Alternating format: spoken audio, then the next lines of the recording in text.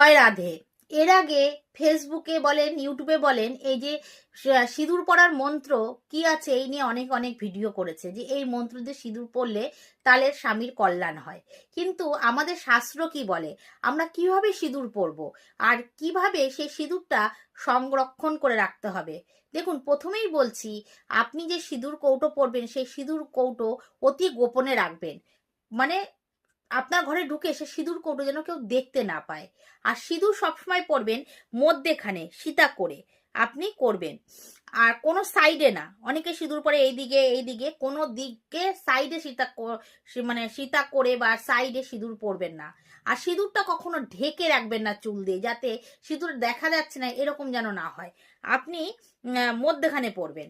আর কেউ যদি আপনাকে সিঁদুর গিফট করে, ধরুন সিঁদুর আপনাকে কেউ গিফটে দিল, এখন তো অনেক সময় পুজোর সময় সিঁদুর আলতা অনেককে দেয় শতভাড়া। তাহলে আপনি কি করবেন, সিঁদুর যেহেতু নিয়ে আসছে, আপনি যেহেতু সধবা নারী, আপনি সে সিঁদুর নেবেন না এই কথা বলবেন না, আপনি নেবেন, নিয়ে তার হাতে কিছু পয়সা ধরিয়ে দেবেন। মানে বিনা পয়সায় তার কাছ দিয়ে সিঁদুর নেবেন না। মানে কাউর অর্থে কেনা সিঁদুর কখনো পরবেন না। এই কিছু নিয়ম যদি আপনি মানতে পারেন তাহলে আপনার অবশ্যই কল্যাণ হবে। শাস্ত্র কিন্তু এই কথাই বলে।